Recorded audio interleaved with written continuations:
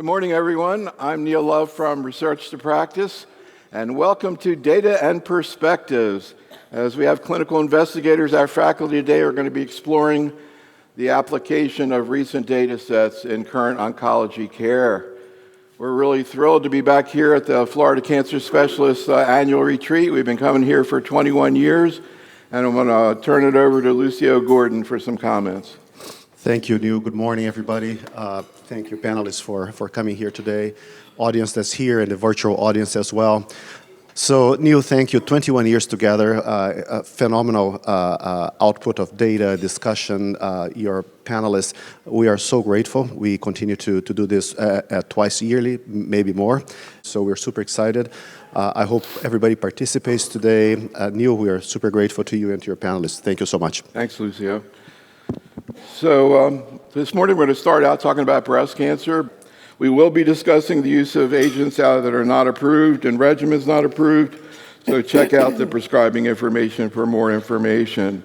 And just a couple words before we get started. This is we're going to actually infiltrate another theme in here, which is actually a Shark Tank type phenomena. We're going to ask you for your opinion on a couple of new ideas we have. This is our vision now about how we distribute our content, like the content that's coming from this meeting. This is just the beginning when we create the content. Now we're putting it out through podcasting, streaming platforms, email, et cetera, et cetera. Well, one of the things I'd like your opinion on, and maybe you can give us some feedback, let us know whether you think this is going to be a hit or not, is an idea we have, and you should have at your seat, for what we call the 2025 version of the CD. You know, people always loved our CDs. Well, this is similar. As you can see, it's a card that has 12 QR codes, each linking to a video. We have one experimental program for docs, and all these programs that we did are all available on this one card. Just click and play, take it to your car or when you're working out. And also, really excited about the idea of doing them for patients. This is a program we did on myeloma. Again, the idea, you hand it to the patient in the clinic. This actually has a bunch of patients on it. This is about myeloma. And we think we maybe could do some of these on clinical trials. And again, here are some of the things that come off this card. So if you have any thoughts about it, you think it's going to be a hit, or maybe it's going to be, we'll forget it after today, just let us know.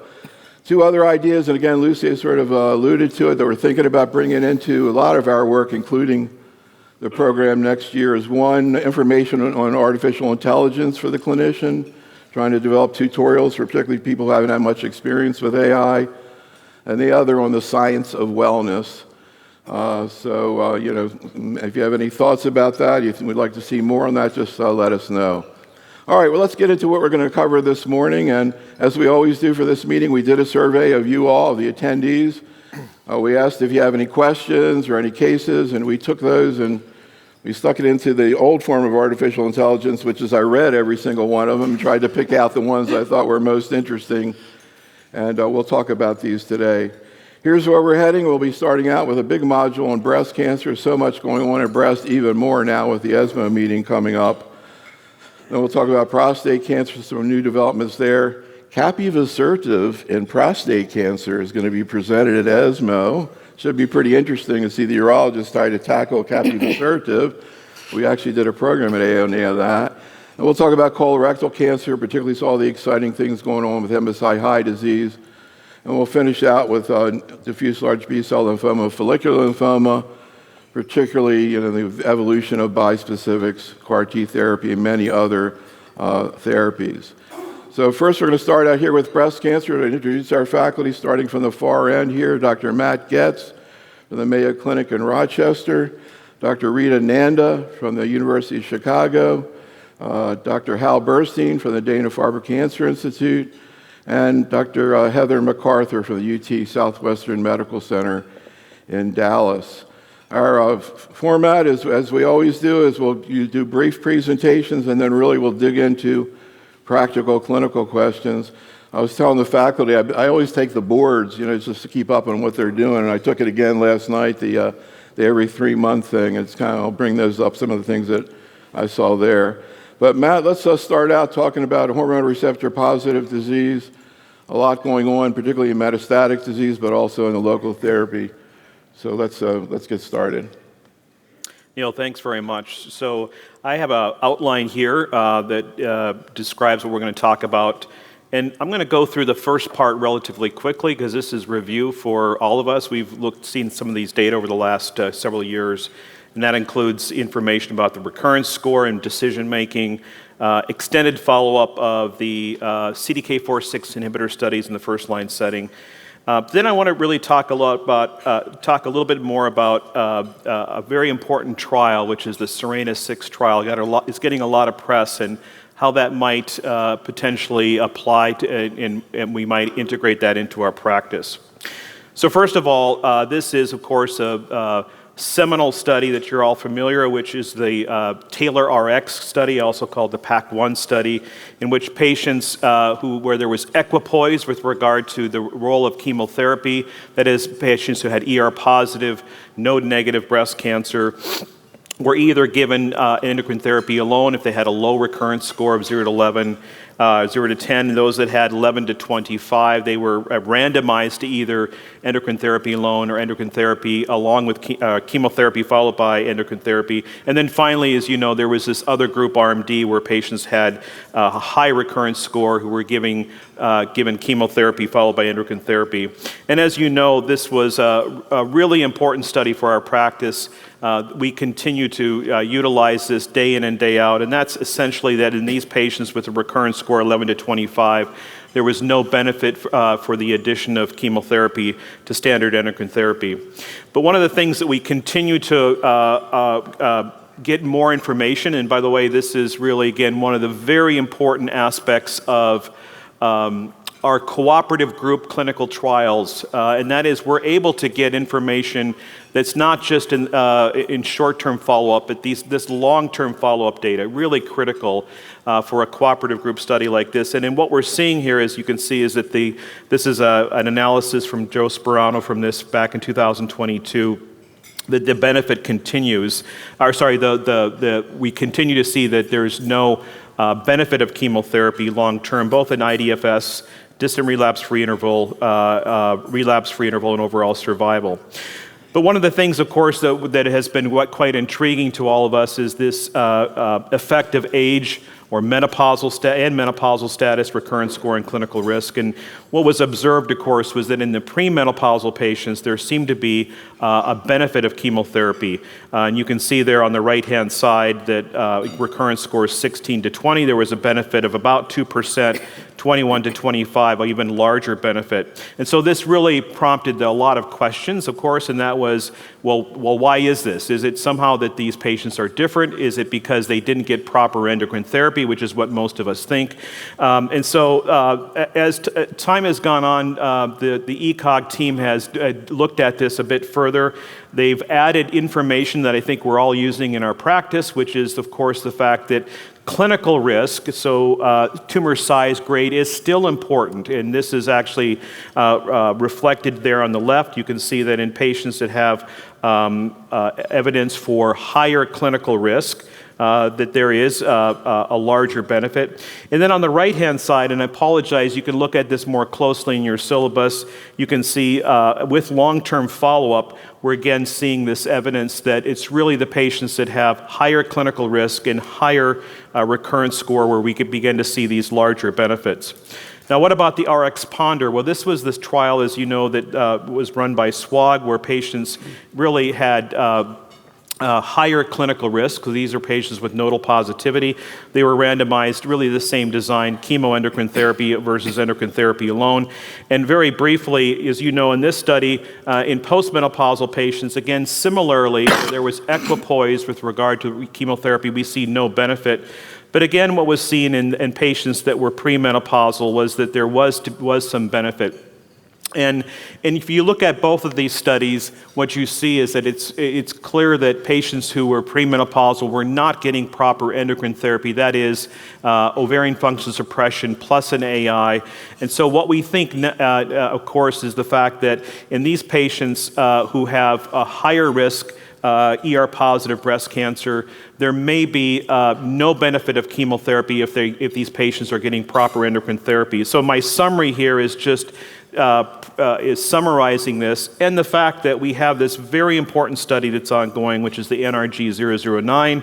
Again, I reiterate the importance of our cooperative group clinical trial system that can answer questions that are important to you as clinicians that ultimately help us manage our patients. And of course, NRG 009 is simply just saying, listen, in the setting of proper endocrine therapy, is there any benefit of chemotherapy in patients with this recurrence score 11 to 25?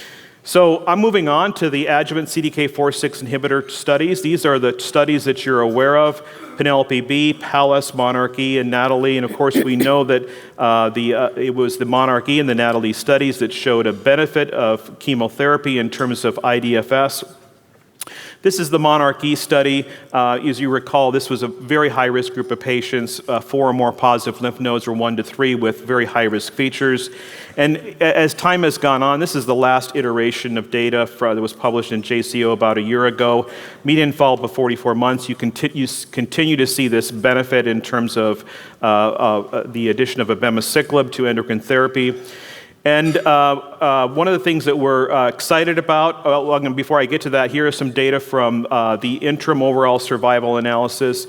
At this last cut point that was published, there was no statistically significant difference in overall survival. But one of the things that was observed was that if you look at, with each time point that we look out further, so OS1, OS2, OS3, you have a greater number of patients in green that are alive with metastatic disease in the endocrine therapy only arm. And generally, of course, what we know is that if you follow patients long enough, we think that that's going to translate into an overall survival advantage.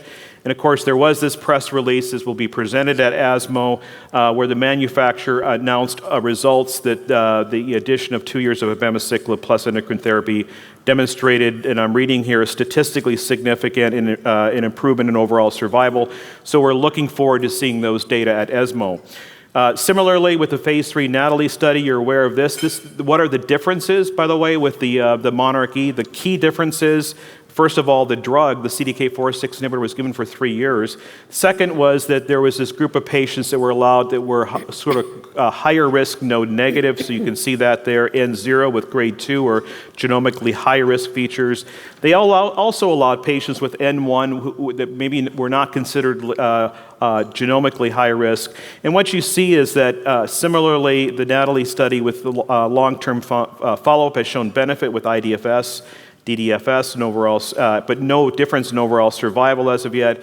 Again, there will be updated data presented from this study at ESMO, and so we're really looking forward to seeing those data as well. So I'm going to switch now to talking about the evolving hormonal treatment landscape of hormone receptor positive advanced breast cancer. This is a slide that I developed years ago, I think when we were still working on Palbo, and that was the first agent. But you can see the new drugs that have come through: alpelisib, elacestrant, capivasertib, more recently inavolisib. So this is just extremely exciting. Well, what about the first-line trials in the metastatic setting with CDK4/6 inhibitors? Again, just briefly, what we know is that it was the ribociclib studies, Mona Lisa 2 and Mona Lisa 7, that demonstrated a consistent improvement in overall survival. Monarch 3, we just recently updated these data and published these data. It was not statistically significant, but given the N size in this study, it was a 2-to-1 design. We think that the difference is probably quite similar. You can see the absolute benefit there of about 14 or 15 months. So, of course, one of the limitations that we have is there's no head-to-head trials here, and of course, we will never have that. We are not going to talk today about real-world data, but this is something, of course, that people are beginning to look at as well. I'm going to end my brief talk today talking about ESR1 mutations, and it's only I show this here because it's really only about a decade ago that we really began to see data about the role of ESR1 mutations. And we've now just seen multiple different therapeutic approaches emerge. Obviously, we had the phase 3 Emerald study that you see here that led to the FDA approval. We have the camizestrant data, and I'm showing you this data here because I'm going to show you data in just a moment from the SERENA-6. But this is the SERENA-2 trial, which is a randomized phase 2 study. And on the left-hand side, you see all patients. On the right-hand side, you see those with prior CDK4/6 inhibitors. And what I want your take-home point with all these is that the benefit of these drugs in this resistant population is quite limited, a difference of only a couple of months. And so what the Serena, here's a quote that I quite love. This actually came from my mentor, James Ingle, and this is an old quote: "Prevention is so much better than healing because it saves the labor of being sick." And now we're not going to talk about prevention, but maybe secondary prevention. And this is the camizestrant study. This was the study that was designed to bring camizestrant into an earlier stage, or into a minimal residual disease setting. This is a phase 3 double-blind randomized ctDNA guided trial. Here's the design. Patients who were on first-line therapy with a CDK4/6 inhibitor with an AI were randomized at the sign that they had evidence for an ESR1 ctDNA that was by a blood specimen that was rising, and patients were randomized to either camizestrant along with continuing the CDK4/6 inhibitor versus continuing the AI. I'm not going to spend a lot of time here on this, but there was over 3,000 patients screened in order to randomize about 300 and some patients. And you can see here the patient characteristics. The bottom line in this study was that the patients who were randomized to the camizestrant plus CDK4/6 inhibitor had an improvement in progression-free survival compared to continuing. What I thought was quite interesting here was how well the AI group did, a median PFS of 9 months.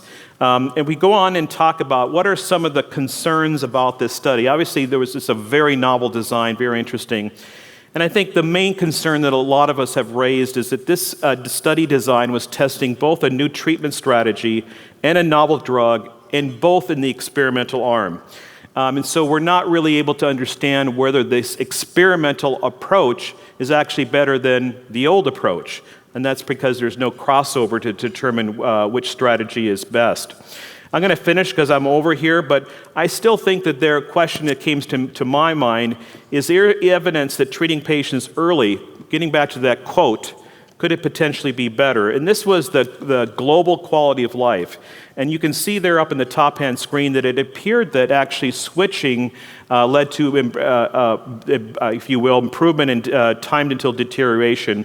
But I think there was a little bit of a disconnect there because you can see in terms of progression-free survival that patients' global deterioration in health occurred before they actually progressed. And so it's not quite clear about that. So I'm going to summarize and just end here.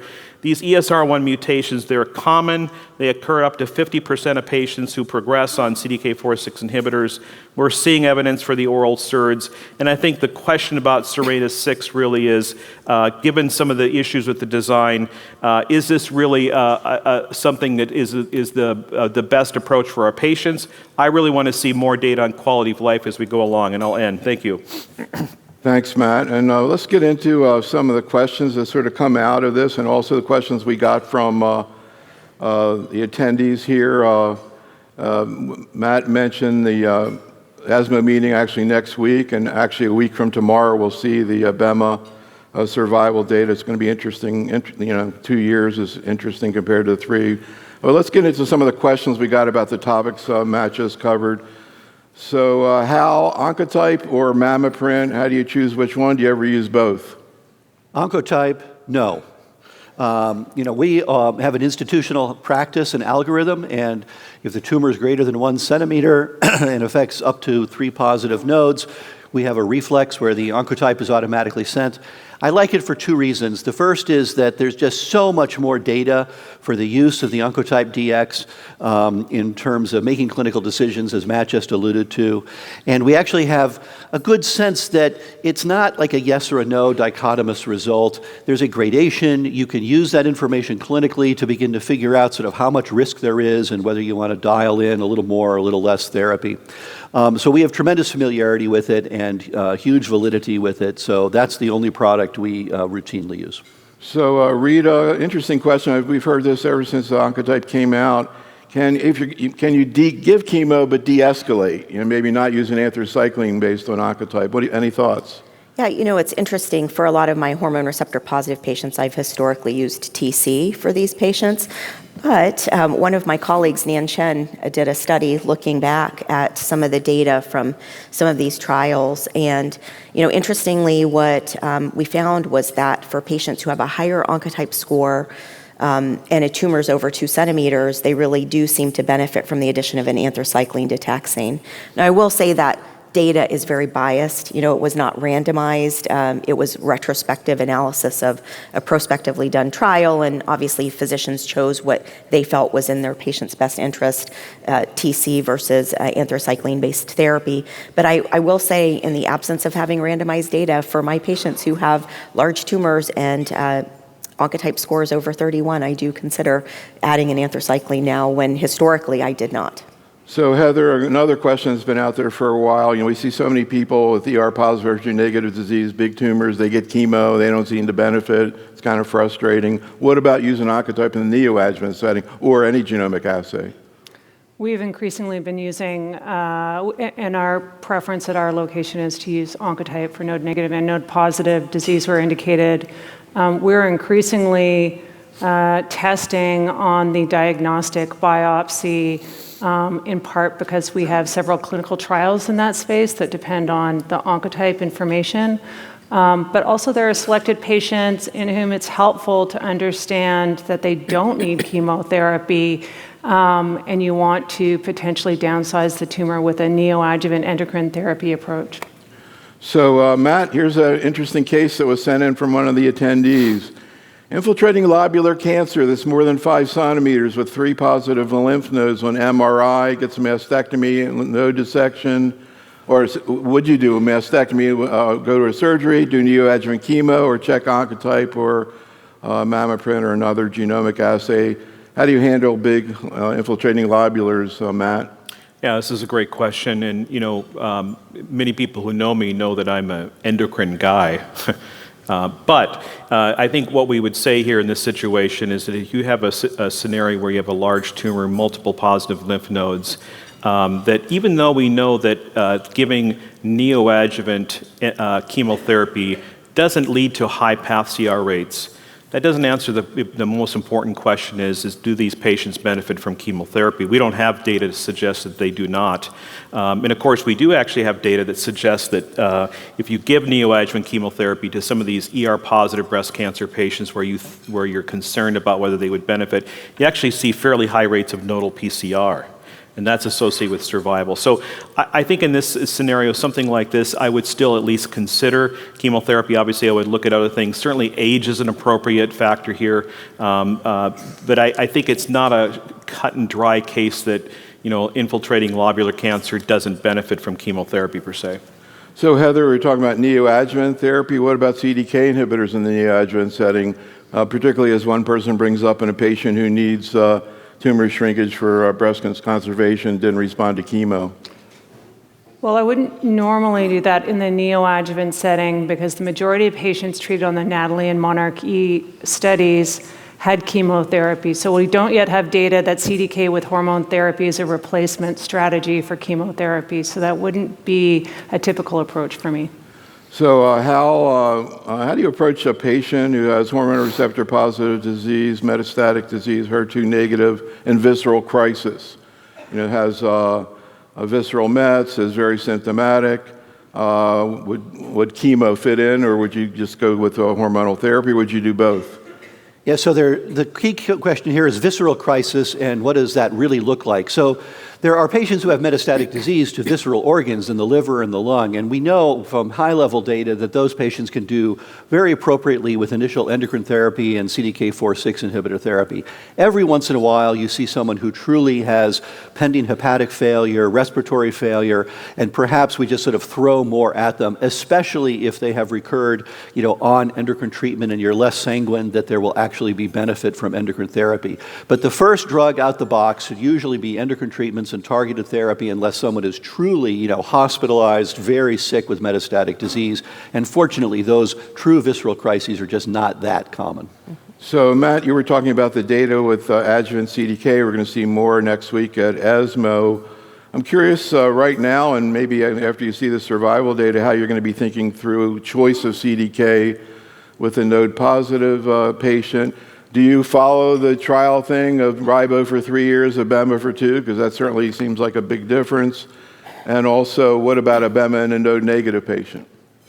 Yeah, I think, first of all, we're going to see data at ESMO, excuse me, not only for abema, but also for ribo. And for a node-positive patient, I typically use abemaciclib, especially if they fit the criteria for Monarch E. Why? Because there's long-term follow-up, and they can take the drug for 2 years. They don't have to take it for 3 years. Now, as time goes on, if we see evidence that there is differential benefit for taking the drug longer, meaning we see differences, obviously we'll never have head-to-head data. That'll be something to consider. But for right now, I generally follow the criteria set up in the FDA label. So Hal? Just as we look forward to these data, something really important to remember about Natalie and Monarch E. These are completely different patients than your average postmenopausal patient with node-positive or node-negative disease. In the clinical trials, they went out of their way to select a highly high-risk group of patients by virtue of grade or oncotype or tumor stage. And if you compare the data for like RxPonder versus the risks that we've seen in those other trials, the patients on those trials have a 3-fold greater risk of metastatic disease than your average ordinary patient who's got like 1 positive lymph node and a recurrence score of 22. So bear that in mind as you begin to look at these data. This is a highly selected group of individuals. It's not clear that most patients with node-negative or node-positive disease need these treatments. Actually, I shouldn't be saying this, but the one node-positive case with oncotype was one of the boards that I took last night. Did you get it right? Got that one right.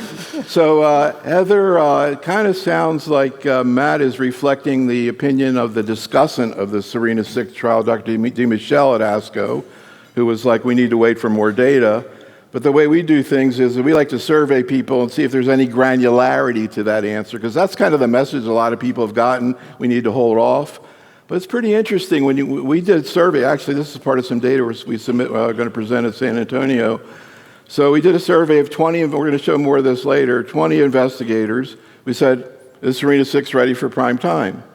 And you can see most of them agree with Matt, 13. But 7 say yes. And in a parallel survey we did of 50 general medical oncologists, even more people said yes. 2/3 of oncologists in practice say yes. I see Hal's shaking his head. He's ready to jump off the chair. I'm pretty sure I know which group he was in. But just kind of what are your thoughts, Heather? And when you have, some pretty prominent people saying yes, incidentally. When you have people who are saying, there's situations, and maybe not every single patient, but some situations where I think I'd like to do this, there's a PFS advantage. Any thoughts? Are you pro or con, Heather? Well, I'm not totally surprised by these results because I do think we see this in clinic, patients coming in with Signatera results in various clinical scenarios. So I think patients are asking for that, and a lot of our colleagues are facilitating that. So I'm not totally surprised by that. My belief is I'd be in the no camp with the clinical investigators that it's not ready for prime time in the absence of a survival advantage. And there's some downsides to this approach too, in my mind, in that you're using 2 drugs up front in the first line, which will limit access to clinical trials potentially down the road. So you would no longer, if you used up both drugs up front, qualify for many of the very exciting phase 3 second-line studies that are ongoing. So we're going to pick up on this after Rita presents some more data, but just want to ask you before you get started, Rita, what your thoughts are about this. And the other question is, even for people who feel like, I'd rather see survival data, do you think this theoretically should be presented to a patient? You have a medical oncologist as a patient who can completely understand the data. Would you let them know about the data, and if they wanted to do it and you could do it, would you do it? I have to say I'm also in the no camp, along with my colleagues here. I think the concerns are about the trial design, the lack of crossover, as Matt had mentioned, and, blowing through a lot of therapies that might help keep the disease at bay for some time. So I think I'm not ready to adopt this, and so I'm not quite ready to start presenting it to patients. So we'll continue this, and this discussion is going to continue for a long time. There was a prior trial looking at fulvestrant, similar strategy that was positive as well. But anyhow, that's the way oncology is now and forever. Rita, let's talk about really a huge topic nowadays, ER-positive metastatic disease, particularly second-line therapy. Yeah, so I'm going to blow through a lot of stuff very quickly. So, and some of this Matt has already touched on, but I'm going to talk about what do we do after patients progress on their CDK4/6 inhibitor-based therapy. And as we all know, a lot of our therapies are molecularly based for patients who are going to go on to additional endocrine-based therapies. And so thinking about targeting the PI3 kinase and AKT pathways, the SOLAR-1 trial is quite old now. I think you're all well aware of it, a randomized phase 3 trial, which led to the approval of alpelisib plus fulvestrant for patients who have PIK3CA mutations, which occur in about 35 to 40% of patients with advanced hormone receptor positive disease.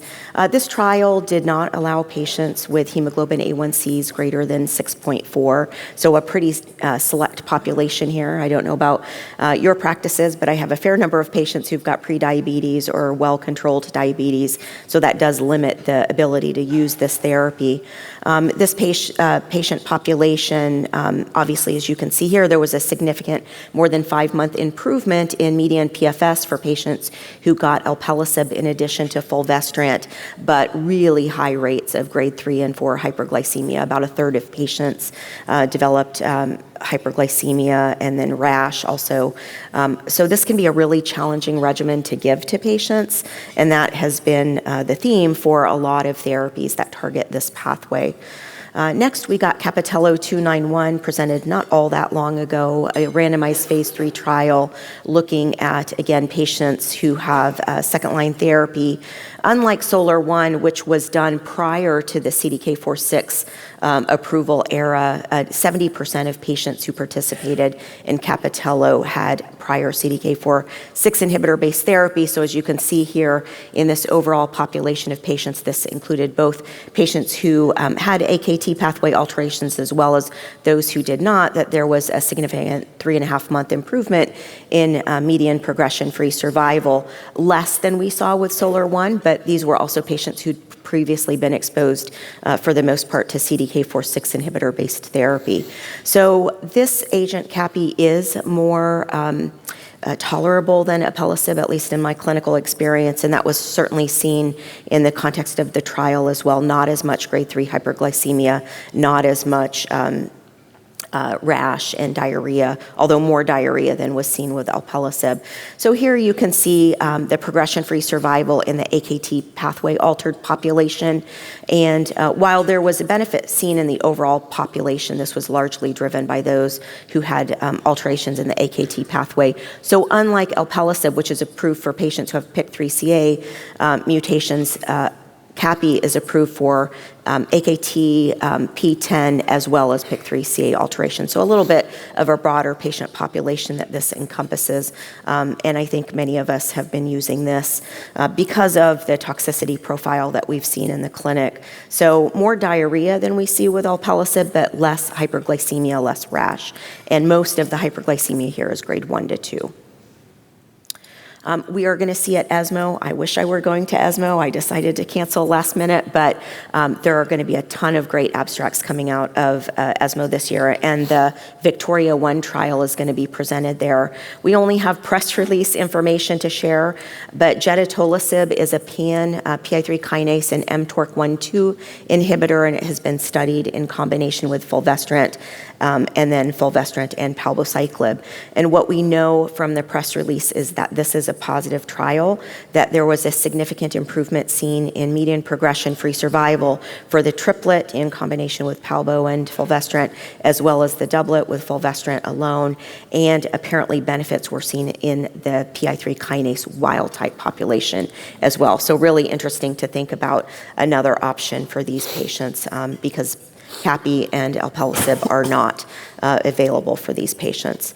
So what about ESR1 mutations? Matt touched on this briefly in his talk, so I'll go pretty quickly through this here. As we all know, ESR1 mutations are acquired. They're generally not present at de novo, very low rates there.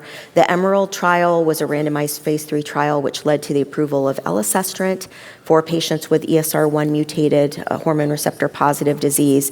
Here, patients were randomized to elacestrant versus standard of care endocrine therapy. The majority of patients here were receiving elacestrant, so 70% elacestrant versus other endocrine-based therapies. And for those who had ESR1 mutations, you can see that there was a significant improvement in median progression-free survival favoring elacestrant versus standard of care endocrine therapy. And the longer duration patients were on their CDK4/6 inhibitor-based therapy, the more benefit they derived from elacestrant versus standard of care therapy. So you can see kind of that cut point of 12 months on their prior CDK4/6 inhibitor-based therapy is where we really see a more dramatic improvement in PFS favoring elacestrant. All of the patients obviously had prior CDK4/6 inhibitor-based therapy. In looking at those patients who had double mutations, so ESR1 and PIK3CA alterations, again, we saw a benefit to elacestrant over standard of care therapy in these patients. And then again, this is just highlighting those patients who were on their prior CDK4/6 inhibitor-based therapy for greater than 12 months. You can see a more dramatic benefit, a more clinically significant, clinically relevant improvement in PFS for these patients. So I think many of us, when we're reaching to what are we going to give patients in that second line setting, if they've got an ESR1 mutation, giving single agent elacestrant is certainly an option for these patients and associated with a reasonable improvement in median PFS. Quickly moving on to the EMBER-3 trial. This was relatively recently presented and published, a randomized phase 3 trial which looked at the oral SERD imlunestrant alone versus standard of care endocrine therapy. The majority, about 90% of patients here got fulvestrant, the remaining 10% exemestane, and then also a combination arm of imlunestrant versus abemaciclib. And so here, about a third of patients who participated in this trial had ESR1 mutations, 40% PI3 kinase pathway alterations, and about 60% had had prior CDK4/6 inhibitors. So not all patients had previously had CDK4/6 inhibitors. And what you can see here is a modest but statistically significant improvement in median PFS favoring imlunestrant over the standard of care endocrine therapy, and this led to a very recent FDA approval for imlunestrant monotherapy. In looking at the combination arm, imlunestrant plus abemaciclib versus imlunestrant alone, you can see an improvement in median PFS favoring the combination arm, not surprisingly. And when we look at patients who'd had prior CDK4/6 inhibitors, you can see, again, a benefit favoring that combination arm. So really interesting to think about this. The FDA approval did not encompass this combination, but obviously both of these agents are available for use, and so it'll be interesting to think about how we might want to incorporate that into our practices. Looking at the combination of imlunestrant and abema in patients with ESR1 mutations and those without, you can see, again, still a benefit to that combination regardless of ESR1 mutations, which we've seen with our other trials when we look at adding a CDK4/6 inhibitor even to aromatase inhibitors. The ESR1 mutation is not relevant in that case. And then looking at those patients who have got PIK3CA pathway alterations, you can see that's about 35-40% of patients. Again, the combination is more favorable here over imlunestrant alone. So again, just to reiterate, imlunestrant monotherapy is now FDA approved for patients who've got ESR1 mutated hormone receptor positive advanced stage disease, and now is available for use just like elacestrant is. I'm briefly going to mention the VERITAC-2 trial, which looked at randomizing patients to the PROTAC, vepdegestrant versus fulvestrant in patients with hormone receptor positive metastatic disease. This trial also included all comers, and the benefit primarily to vepdeg over standard of care fulvestrant was seen in those patients with ESR1 mutations. And again, a modest improvement in median PFS here. Pretty comparable to what's been seen with imlunestrant monotherapy, pretty comparable to what's been seen in the all-comer population in the EMERALD trial. I'm going to very quickly, in the last couple of minutes here, I'm going to go over, I apologize, review high level, the ADCs. I think you're all well aware of this data, but the Destiny Bresto trial really revolutionized the way we use some ADCs for patients with advanced hormone receptor positive disease. We saw a significant improvement in median PFS and overall survival for patients with hormone receptor positive HER2 low metastatic breast cancer. Patients had received 1 to 2 prior lines of chemotherapy in this setting, and we saw a significant benefit to TDXD over chemotherapy of physician's choice. Fast forward to Destiny Breast 06 here. Again, we saw a significant improvement in median progression-free survival in hormone receptor positive patients, not only with HER2 low, but also HER2 ultra low disease. And so 85% of patients with hormone receptor positive disease fall into this category. And again, a significant improvement in median PFS. We're still waiting for overall survival data to mature. However, the drug is available. I think it's going to be potentially hard to show an overall survival advantage down the road. Common side effects, nausea, fatigue are the big ones that we face in the clinic. And then obviously we always have to think about interstitial lung disease. When we look at PFS2 in the overall intent to treat population, we're seeing an advantage here. I think really thinking about, are there certain patients that we want to consider giving TDXD to in that frontline metastatic setting after they've completed endocrine-based therapies? And I certainly do think that there's a population, and I'm sure we'll get to that in some of the Q&A here. TROPiCS-02, which led to the approval of sacituzumab govitecan, TROP2 targeting ADC for patients with hormone receptor positive disease here, SG versus chemotherapy of physician's choice. We saw a significant but modest 1.5-month improvement in median PFS, and that translated to a 3-month improvement in overall survival. Heavily pretreated patient population, neutropenia, diarrhea are the 2 big side effects that we think about here. SN38, the active metabolite of irinotecan, is the payload here with SG. Tropion Breast 01 looked at Dato-DXd, another TROP2 targeting ADC like SASI, but with the DXd payload like TDXD, looking at Dato versus chemo in patients with hormone receptor positive advanced stage disease. This was not as heavily pretreated of a patient population as TROPiCS-02, 1 to 2 prior lines of chemotherapy here, and again, a pretty similar improvement in median PFS of about 2 months. And then the overall survival advantage, there was not an overall survival advantage seen, but obviously this was developed in an era where we've got all these other therapies, and we very well might not see an overall survival advantage. Safety profile here is very distinct from TDXD and SG. So we're seeing a lot of stomatitis, mucositis, and eye toxicity, so ocular toxicity here. The stomatitis, mucositis can be quite significant, but steroid mouthwash can actually be very useful in this case and can mitigate some of these side effects. The dry eyes can certainly be challenging for patients, but steroid eye drops can also help there. And so Dato-DXd was approved in January of this year for hormone receptor positive advanced stage disease. So now we've got 3 ADCs that are approved for advanced hormone receptor positive disease. So thank you so much, Rita. Heather, we're back to our survey, and I'll say that I'm not going to show any more data from the general oncology survey because the rest of the things really lined up with what the investigators saw.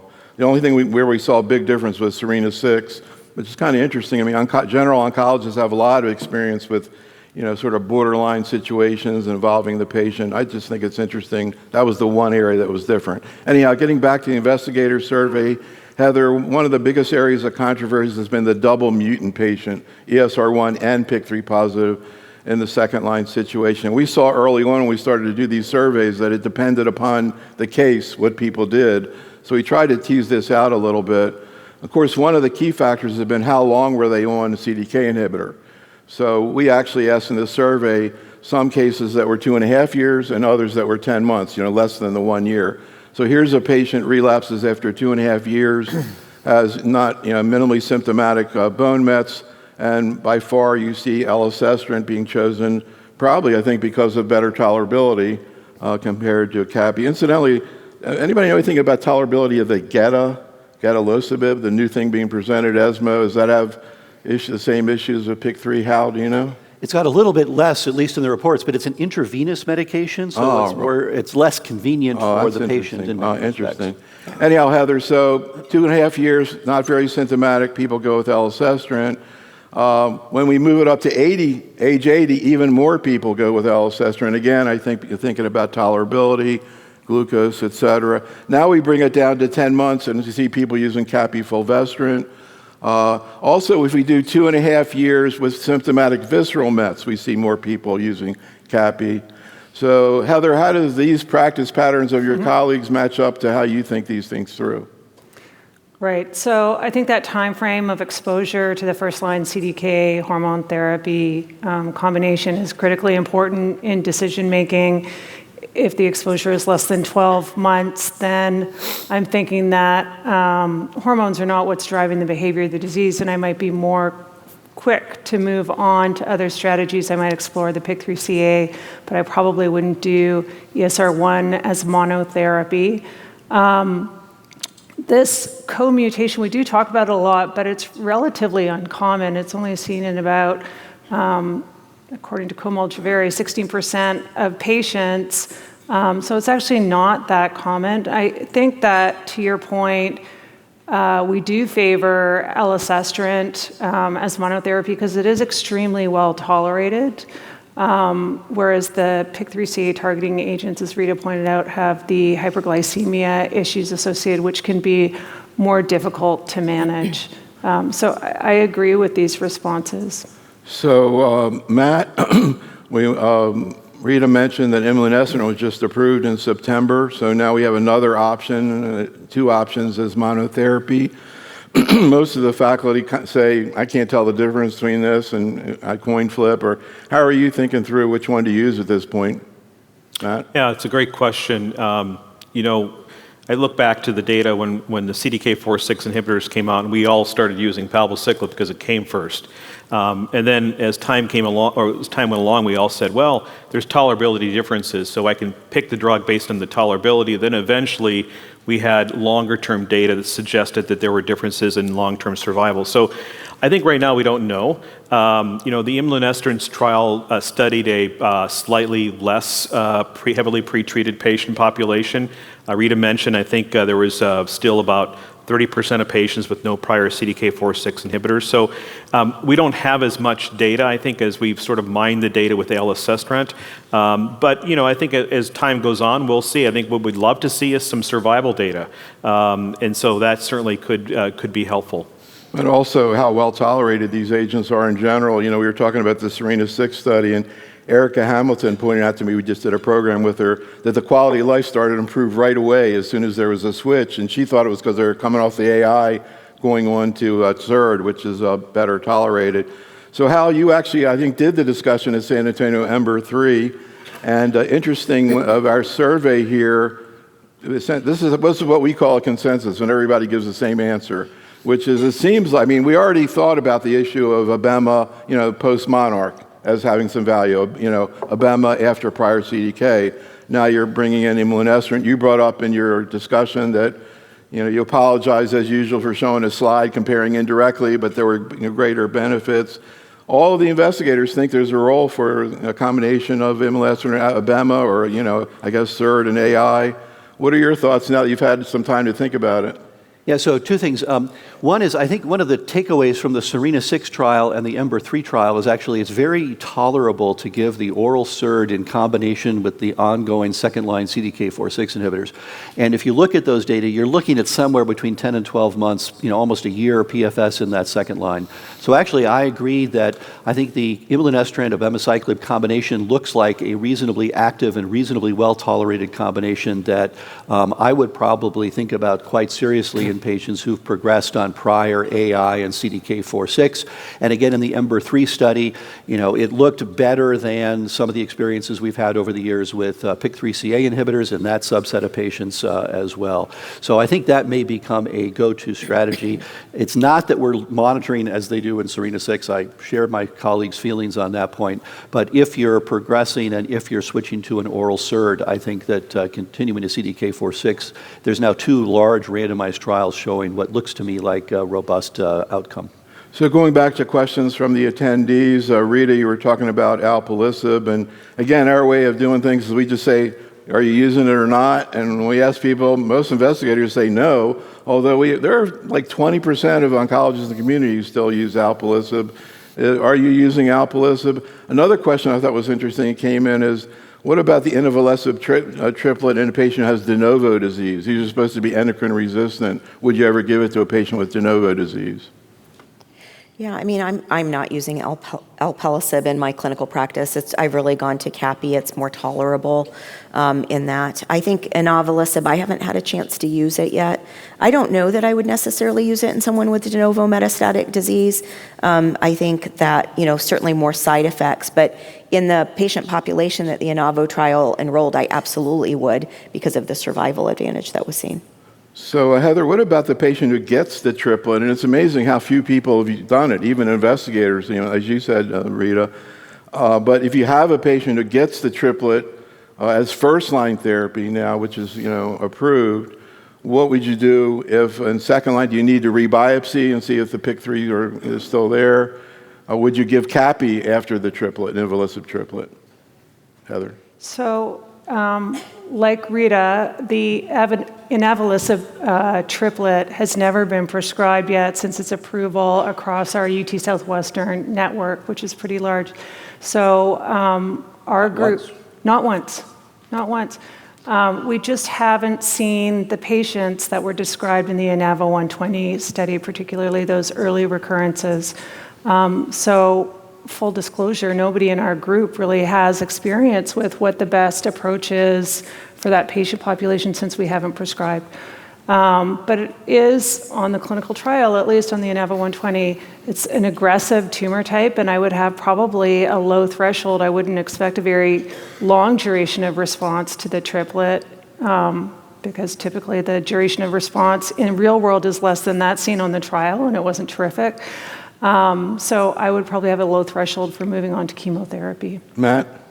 Just a comment, and I look back, 20, 30 years ago to some of the academic studies that were done in the metastatic setting, which examined the question, should you give combination chemotherapy versus sequential therapy? Because at the end of the day, I think the oncologists and patients want to know what is the best regimen, best sequence of therapy that's going to preserve quality of life and overall survival. The problem that I'm seeing with some of these studies is they're actually not allowing the patients in the control arm to get actually the therapy, so we don't know. So I think if we can, the concern is that we keep moving on endless doublets, triplets, quadruplets, quintuplets. We can't do that, right? So I think what we need to be doing as a field is asking the question of what's the best sequence? Maybe patients, for example, in the Inavo study, by the way, in that study, the patients in the control arm, I think there was just a minority, 2 or 3%, that actually got a PI3 kinase inhibitor. So we don't know what the best strategy is, and I think that's important. Now, if a triplet is better because it produces a huge improvement in overall survival, quality of life, and patients in the control arm are eventually getting this, in the case, the study drug, fine, we should do that. I think we need to make sure that we're addressing the issue of study design. So, Rita, a lot of questions about using PIK3 inhibitors, including capivasertib. And one issue has been the issue of glucose tolerance. We actually had a case that was presented to me from a general oncologist. She said, I put the patient on Capi, but she had a lot of problems with glucose, and I had to take her off after a couple of months.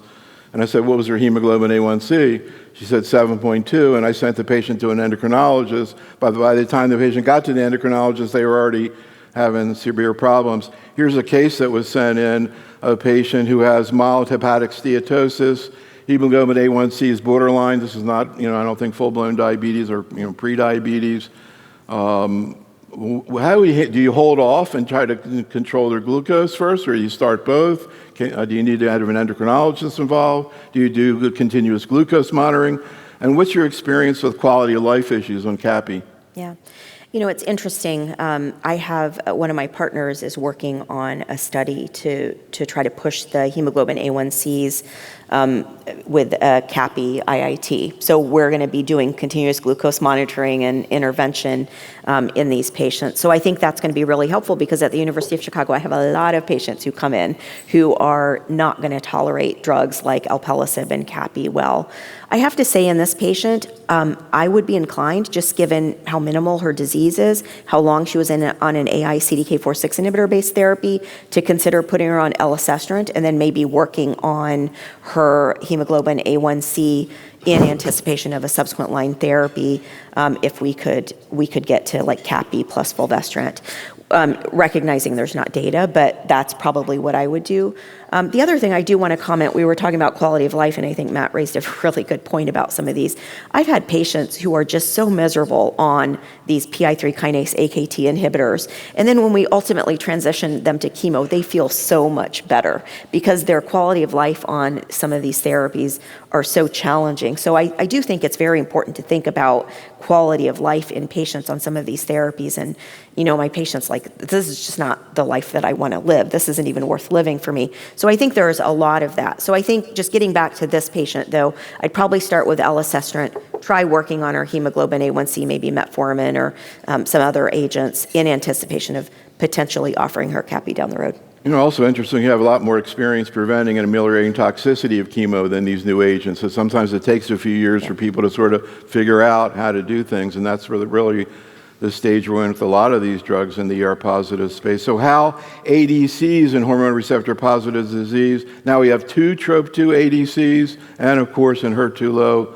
TDXD, breast cancer. We see ADCs all across oncology and hematologic oncology, but they're more, I think, in breast cancer than anywhere else. Here we'll begin with some questions. How TROP2 ADC after TROP2 ADC, any situation where you can see doing it? Maybe they've gotten sassy in the past, they've gone through a couple other things. Would you try Dato? Every patient we're seeing in clinic is getting multiple ADCs at this point. They're all trying trastuzumab deruxtecan, and they're trying sacituzumab govitecan. I so far have found those to be better tolerated drugs than the Dato DXD. The eye toxicity and some of the other side effects of Dato make it a less appealing choice for many of my patients. I don't think we have any idea which is best. They're going to be yet more data for Dato at Berlin next week because they just announced Tropion 49 or whatever it is. Yeah, they're only up to 2. Triple negative disease, it outperformed chemotherapy. So look, the class of drugs with these irinotecan type chemotherapy payloads, whether it's linked to an anti-HER2 antibody or to a TROP2 antibody, is in general more active than chemotherapy. Full stop. Which one's best? How to sequence them? Is there a molecular marker? Short answer, no. We don't have any idea. So you're basing it on clinical tolerability and side effect profiles. And that's what we're doing. Trastuzumab deruxtecan for many patients is every 3 weeks, which is a little more convenient. You have to be worried about the pneumonitis. We still see the pneumonitis sneaking up on people.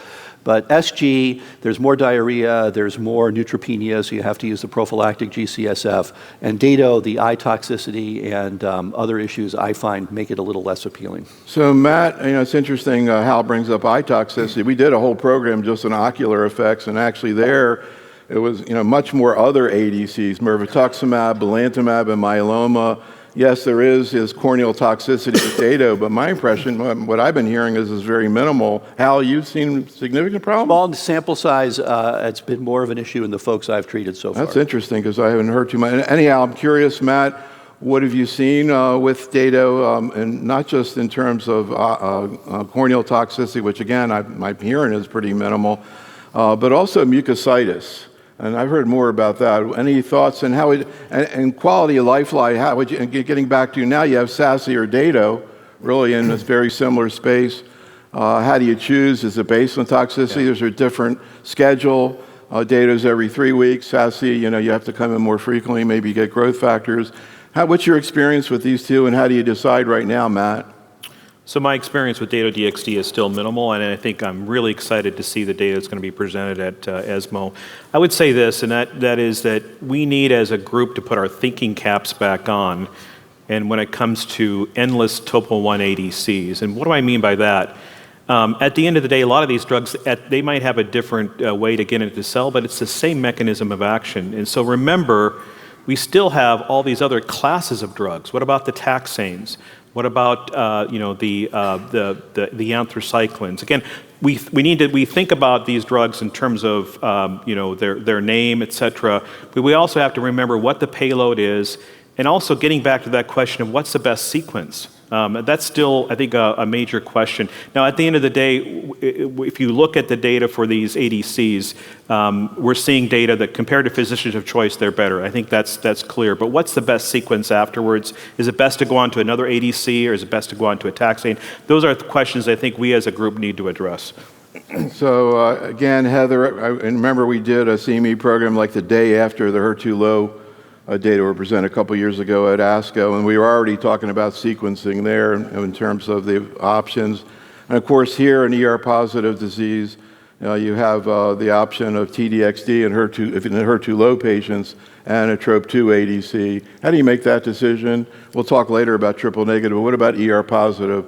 What comes first in general in HER2-low patients? Usually for the HER2-low patients, I use trastuzumab deruxtecan first and then go on to a TROP2 ADC. I would just make the comment, and so I'm the global PI for the neoadjuvant Dato-DXd study for triple-negative disease.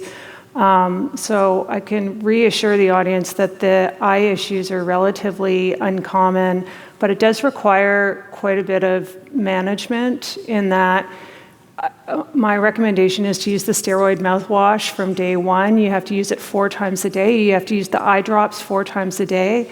Ice chips during infusion. So it is a little bit more day-to-day management. So I do think that as we compare these studies, and I think next week when we see the ESMO first-line stories of Dato-DXd and sacituzumab in the PD-L1 negative, triple-negative breast cancer experience, I think we will naturally be comparing the magnitude of the benefit, but also the toxicity profile, and I think that those impressions will filter into other spaces such as this. I've heard that using the prophylactic mouthwash really is effective in preventing the mucositis, and that the mucositis can be really problematic. That seems like more of an issue than the eye. Once it occurs, it's terrible. It's terrible. So we've actually partnered with a company that makes what they call a chemo mouthpiece. That's been very effective in people who have had issues despite all the prophylactic recommendations.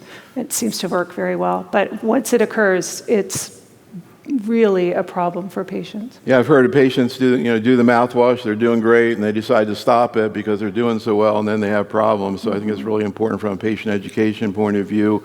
So Rita, we saw some data, I think maybe we're going to see it later, but about re-challenge with TDXD after pneumonitis, mainly grade 1 asymptomatic.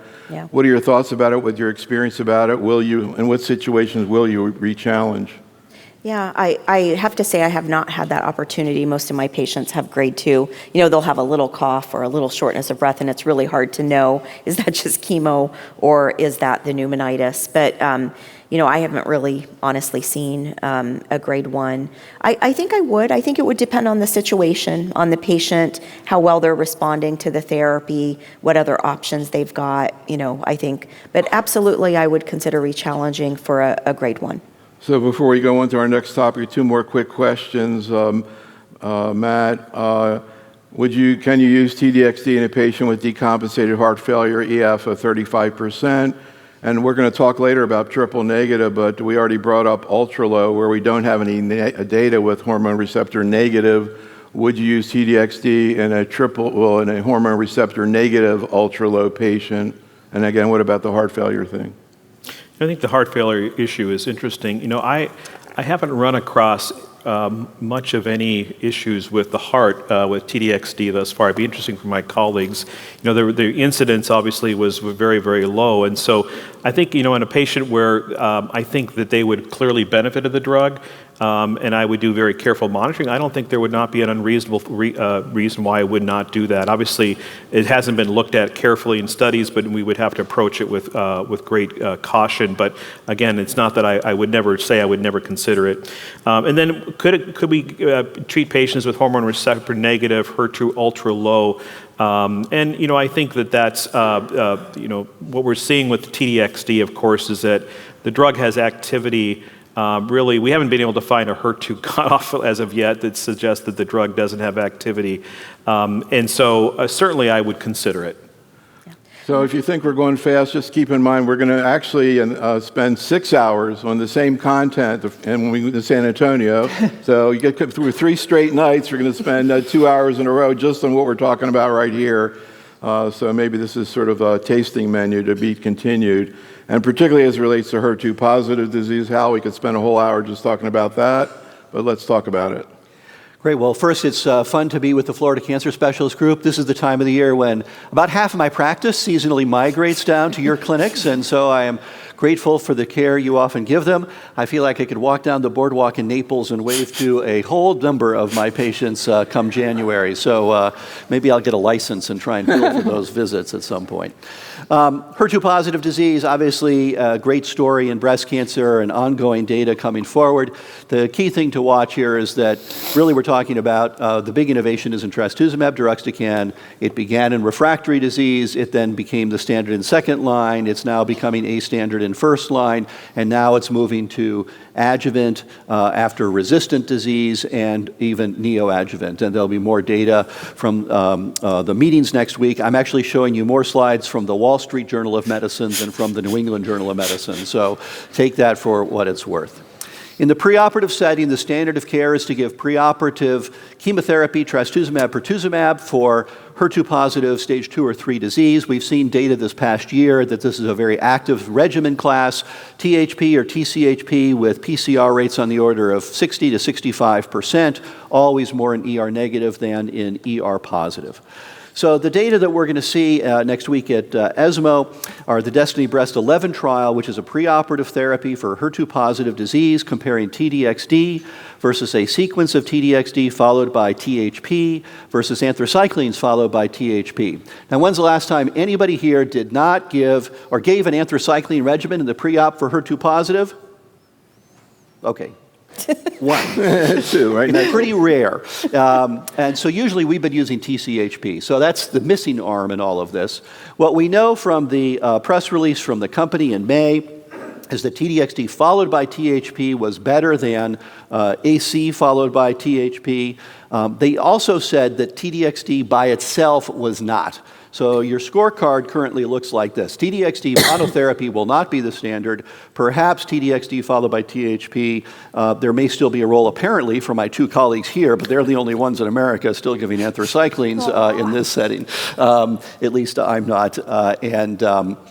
Except for cases of like HER2 ambiguous tumors where you sort of want to use it. So we'll be very interested to see that as those data emerge. The other exciting new space is going to be the space of residual HER2-positive disease after neoadjuvant therapy. The Catherine study was well known to all of you, where patients were continued on trastuzumab monotherapy versus switch to TDM1. Very long-term follow-up just published in the New England Journal of Medicine shows a survival benefit at 7 years for using TDM1.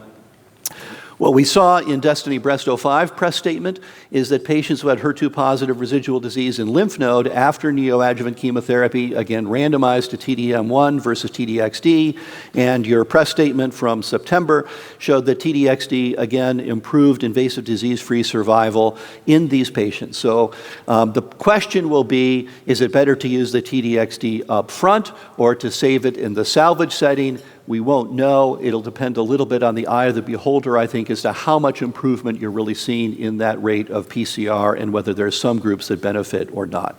But TDXD is now part or going to be part of your standard early stage regimens, I think, for stage 2 or 3 breast cancer, either upfront or in the residual disease setting. There's older data still for neratinib, which was used in the Extenet study. This was a study that predated the availability of pertuzumab, TDM1, and now TDXD, so you have to wonder how germane these data are to our contemporary practice. But in one study where they added a year of neratinib after a year of trastuzumab, there was a reduction in the risk of recurrence, particularly in ER-positive breast cancers. They've actually now published longer-term follow-up with that drug. There's no survival benefit for this drug. And I rarely use this in any patients given the availability of other drugs that we now routinely have. So now we're switching gears and talking about metastatic HER2-positive breast cancer. And again, what we've seen in recent years has been TDXD sort of walking up the ladder. And so what began in refractory disease has now moved into second line. And then what we saw most recently at ASCO 2025 was the Destiny Breast 09 trial, which looked at initial therapy for HER2-positive metastatic disease with TDXD versus TDXD plus pertuzumab versus THP. Now, as Claudine Isaacs pointed out very brilliantly in her discussion, there was a bit of a fudge factor here because the TDXD pertuzumab was used until progression, but the THP was only used for about 6 cycles. So the endpoint of progression-free survival really isn't a fair comparator. It's not that the drugs don't work here, but they stopped the chemotherapy part of the THP arm and just switched them to maintenance HP. Now, of course, that's what we all do in clinical practice anyway, but it left open this question as to whether you should be continuing TDXD indefinitely or taking a maintenance approach, which we don't know the answer to. Here are the key data in terms of progression-free survival. There's improvement with ongoing TDXD pertuzumab compared to THP, but remember at that first hash mark there at 6 months, they stopped the T. So it's really just comparing maintenance therapy versus ongoing THP beyond that. There's a whole bunch of data here. The response rates were quite robust in each group at about 80 to 85%, slightly numerically higher for the TDXD pertuzumab arm. If you look at overall survival at the time of the analysis, there was no evident benefit. Again, to Matt's point earlier, to Rita's as well, looking at crossover and making sure the accessibility of these drugs is really important, especially in these global trials. We've all been using TDXD for years in refractory disease. Every one of these patients should have access to that drug at some point, and we don't know when the best sequencing would be. They tried to do an analysis of time to second progression. It's all really complicated because of the heterogeneity of practice that you see in the table on the right. Again, you can't escape the pneumonitis, so you just have to constantly keep your team aware of it. You also have to keep your referring physicians aware of it. I got a call a few weeks ago from an emergency room in Western Massachusetts with a patient who had, shortness of breath, and pneumonitis was not on their list of possible side effects for TDXD because they just don't see this drug all the time. So you have to always be reminding people to think about it. Before I get to the discussion of brain mets, where do I think the DB09 data suggest? For patients who've previously had a lot of treatment in the early stage setting, they've often had a taxane, they've had trastuzumab, they've had pertuzumab, I think TDXD is the go-to drug. We use it for a while until we get a good response. Then personally, I usually switch to a maintenance strategy of trastuzumab, pertuzumab, and if the tumor is also ER positive, I introduce endocrine therapy, and sometimes we're even giving endocrine therapy with palbociclib based on the recent patina data, which show that patients can often go 2 years at least on maintenance treatment with endocrine therapy and the CDK4/6 inhibitor. In patients who have more overt crisis, brain metastases, visceral disease, TDXD to me looks like a better drug, and that's where I would usually start the treatment. What about brain mets? So there's been a lot of interest in this going back to the very first description of trastuzumab for metastatic breast cancer. They started showing back then that there was a greater incidence of HER2-positive disease before having brain metastases. It was probably a consequence of 2 things. One is it still remains a relative sanctuary site in some respects. And the second is that patients were finally living long enough that they lived long enough to develop metastatic disease to the brain. Now we think this is a very common problem, and this is just some data from my colleague Sarah Sammons making the point that for HER2-positive breast cancer, roughly 30 to 40% of patients will, in the course of their disease, develop brain metastases. Actually, a very similar number if you live long enough with triple-negative breast cancer. So we've seen that there are newer drugs that clearly have activity in the brain. They include TDM1, which has been shown in multiple studies and subset analyses to have activity in the brain and to outperform standard chemotherapy in that respect in patients who have brain metastases. We also know that tucatinib on your left and TDXD on your right can improve outcomes in the subset of patients who have brain metastases. If you compare, as they did in DB03, TDXD versus TDM1, there's a higher response rate in that subset cohort of patients who have brain mets with TDXD than with TDM1. And so the story here is first that these drugs have activity in the brain. And the best way to find drugs that work in the brain is to find your best drug that works outside the brain, because there actually is there's no such thing as a blood-brain barrier. They've been looking for it for 200 years under the microscope. They can't really find it, especially in patients who have metastatic cancer. The problem has been that the drugs aren't very good, and patients who get brain metastases often have refractory disease. So my colleague Nancy Lin has been the pioneer here, and I have coined the eponymous Nancy Lin rule, which is the best drug for brain mets is the best drug that works outside the brain. There's no point doing drug discovery uniquely for brain metastases. You just look for active drugs elsewhere. And that's what we've seen with these products as well. The second point is these drugs are now active enough that in patients who have limited metastatic disease to the CNS, we actually often start with drug therapy, try and hold off, particularly whole brain radiation, as long as we can, though newer studies do suggest you can do up to 10 foci of SRS or gamma knife treatments, and the patients do better than with whole brain. So brain metastasis is a challenge, but our drugs are working better, and we don't know which is best. Since most patients are getting TDXD in the first or second line, the utility of all these other drugs downstream is much less well characterized, and that does become a clinical challenge. Matt and I and a few others in the room here are old enough to remember there are older drugs that work in the brain: capecitabine, anthracyclines, endocrine therapy. These are all drugs which have activity in the CNS as well. Finally, a niche population of patients who have HER2 mutations in their tumor. So these are not HER2 gene amplifications, but they are point mutations. You often find these when you're doing liquid biopsy or other genomic sequencing on the tumor. Interestingly, they are particularly enriched in metastatic lobular breast cancers, where roughly 5 to 8% will harbor such a mutation. Overall, it's 3 to 5% of hormone receptor positive metastatic disease. So actually, there's a lot of data on what to do for these kinds of tumors. They tend to have mutations which affect the kinase domain of HER2, and there have been studies that have looked at a variety of different treatments. The tyrosine kinase inhibitors like neratinib and tucatinib do have both monotherapy treatment outcome responses, and you can use them in combination with endocrine therapy. Here's a report that looked at neratinib in combination with fulvestrant. They've also shown that neratinib in combination with fulvestrant and trastuzumab has reasonable activity in this small subset of patients. Tucatinib and trastuzumab has been shown to have response rates of about 40% in patients who harbor this mutation. And finally, of course, TDXD has been studied here. You probably have already used TDXD in HER2 mutated lung cancers and other situations, but in the metastatic breast cancer response rate group, it's about 50%. So all of these drugs which target either the tyrosine kinase activity or HER2 more broadly will have activity in this subset of patients with HER2 mutations as opposed to gene amplifications. And I think that's it. Awesome, Hal. So, Matt, we have like an office pool when we do a webinar about how long it's going to take for somebody in the chat room to ask about cell-free DNA. So here it was about 7 minutes before we had 2 questions. I always love asking the breast people. So, and we're going to, obviously, we'll talk a lot about it in our colon program in a couple of hours. And a couple people were bringing up in terms of decisions about whether to use CDK and every other, including metastatic disease. Any thoughts? So in terms of using cell-free DNA in the metastatic setting, is that the question? No, any setting in breast cancer. I think what we're, in my practice, and my colleagues can probably say this as well, but one of the things we know about ER-positive breast cancer is that there's great plasticity.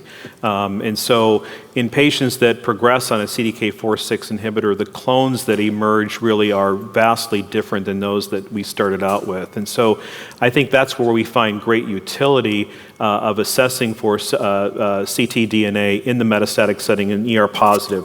In triple negative, I think that there's sort of less plasticity. Now, you start out with triple negative, you stay triple negative. There may be a few exceptions, but so in the metastatic setting, ER positive, certainly. I think where we're going to begin to see more, I think, quite interesting data is as we begin to incorporate the role of CDK4/6 inhibitors, specifically palbociclib, based on the data that has been presented, the Alliance Foundation study looking at the role of palbociclib in HER2-positive breast cancer. So again, all of a sudden, we begin to see that these luminal HER2-positive breast cancers we're going to probably see some of the same plasticity and alterations, ESR1, PIK3CA mutations, et cetera. It's going to raise a whole set of questions about what can we bring those drugs into that setting as well. Obviously, we have lots of very effective therapies that target HER2, but these are certainly areas that I think about utilizing cell-free DNA. Okay, let's get back to HER2-positive disease. And as Hal mentioned, this is going to be the presidential symposium, actually a week from today. We'll see the neoadjuvant trial, DESTINY-Breast11, but also the post-neoadjuvant residual disease trial as well, and this really interesting session next week, which leads to a pretty simple question, Heather. What's your approach to first-line therapy right now? At least ideal, let's put aside the regulatory. What do you think is the ideal approach? What do you think about how? I haven't heard this idea of focusing more on people with heavily pretreated disease. I was going to ask him, what about TDXD and de novo HER2-positive disease, or more with brain mets? How are you thinking it through? How are you thinking it through maintenance? I think I'm pretty aligned with what Hal described. So for my patients with ER-positive disease, ER-positive, HER2-positive disease, for the most part, I'm still treating them with induction THP and then maintenance and folding in the palbociclib, given that really impressive patina data. And that was a labor of love. So hats off to Otto Metzger for getting that trial done. Because that took a long time to do the patina trial. But it was so impressive, the data from that. I haven't pivoted to administering TDXD in the first-line setting for that patient population. For the ER-negative HER2-positive population, I'd be more inclined to use the DB09 approach with TDXD and pertuzumab because I don't have that endocrine therapy option to fold into the maintenance component. Whether I would treat with TDXD, and again, this is sort of a new space for us, whether I would treat with TDXD, pertuzumab indefinitely, I would reevaluate on a case-by-case basis.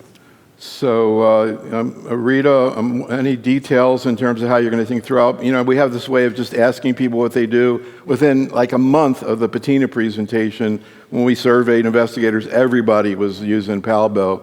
And I see everybody shaking their head here. Also, what the future holds for endocrine therapy and HER2-positive disease beyond CDK. Are we going to see PIK3 inhibitors in that space, et cetera, et cetera? How are you approaching first-line therapy and particularly duration of TDXD? Yeah. Is the patient tolerating it well, or would you continue it or stop at an arbitrary point? Yeah, I mean, I think it's an interesting question, and I haven't quite gotten there yet with the patient. But I agree with Heather in terms of the hormone receptor positive patients. I mean, THP is a great therapy, and to be able to offer them that quality of life when you transition to the patina regimen, I think is great. I think if patients have brain mets, it's a no-brainer. I'm going to start with TDXD regardless of whether they're hormone receptor positive or not, because again, you want to control that CNS disease.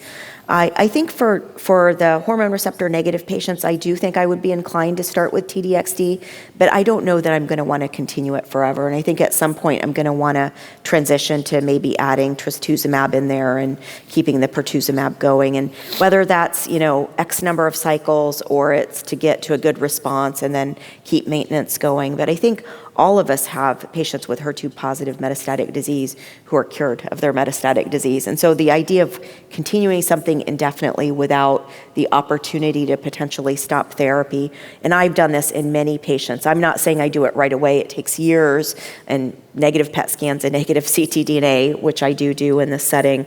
But, I think we need to think about that too. And so, continuing therapy indefinitely, especially with TDXD and that ILD risk, I think is not something I'm looking forward to. Interesting about the idea of cure of metastatic disease. Heather? I think tolerance would be a big factor in that decision. So I inherited a patient from Shanu Modi who was on DB01, the first study. She was on TDXD for 7 years, no symptoms, and we debated about taking her off every time I saw her and switching her to a trastuzumab or pertuzumab-based regimen, and she just didn't want to come off because she was tolerating it so well. I had another patient who had 2 doses of TDXD with all the appropriate, you have to have at least 3 prophylactic antiemetics, despite good prophylaxis and a lot of attention to her management. After her second dose, she said, I don't care if this is the best drug that you have available, I never want to see it again. So I think our decisions about duration of TDXD treatment will be directly dependent on patient tolerance. Good that you brought up the GI issues. Where does olanzapine fit in with the TDXD patients for you, Heather? It works really well. Yeah. That's what I keep hearing. All right, well, Hal, you talked about these things, the trials we're going to see next week. I've already in my mind figured out how I'm going to think about it even before I see the data. I'm sure you have too. And certainly the residual disease thing versus TDM1 looks pretty straightforward. We've already seen that in the second-line setting. TDXD really was much better than TDM1, so it'd be interesting to see what the brain met situation, because I guess, Catherine, really you didn't see a decrease in brain mets, as far as I know, with TDM1. Yeah, I mean, it's sort of a post hoc look at that. So there are all these secondary endpoints. I think you're right. If you look at the Destiny trial that compared TDXD versus TDM1 in the second line, it's a pretty clear win for TDXD, so it's no surprise that the DB05 data are reported as better. I've genuinely not seen the data. I know that a lot of the people you see up here say things like, I haven't seen the data, but I guess the response rate is 72.694%. I've actually not seen the data. Look, the benchmark should be about 70% PCR. If it blows that out of the water, I think it's going to make a strong argument for TDXD in the neoadjuvant setting. These studies are all way too big. They're all way overpowered to look for statistical significance, even on things that are more modest of clinical benefit. And so if it goes from, 67% to 69% with a p-value of 0.01, I don't know that that's so compelling for everybody. Maybe you'll save it for the folks on the backside. If it goes from 69% to 92%, I think it's game over, and that would be fantastic to see such an outstanding rate of pathologic complete response. The other thing just to remember about the metastatic treatment is that in America, you shouldn't be seeing that much recurrent HER2-positive metastatic disease. The incidence has plummeted because of the efficacy of adjuvant trastuzumab, the salvage with TDM1. If you look at the trials that are accruing globally, the majority of these patients have de novo metastatic disease. In part, that's because HER2-positive is a more virulent flavor of breast cancer when untreated, and in part it's because they don't have screening mammography and early detection programs or adjuvant treatment. So the population you see in Florida, where the patient had stage 1 breast cancer, got TH therapy and recurred 4 years later, or had stage 2 or 3 and got TCHP and then a year of HP or whatever and recurred 4 or 5 years later, is really pretty different than the population that goes on to these trials. And that's where the extent of prior therapy, the biology of the tumor, and those kind of choices may influence your treatment. I think this neoadjuvant versus post-adjuvant also is going to be, like everything else, influenced by concerns about ILD. And if you use it neoadjuvantly, more people are going to be exposed than if you wait and see if they have residual disease. But again, as you say, if their path-CR rate is outrageous, then, obviously you can screen for ILD, and hopefully it won't be a problem. Heather, any thoughts about the neratinib?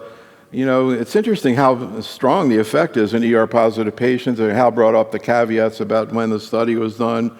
We had questions about tolerability of neratinib, the dose escalation approach, and preemptive use of antidiarrheals.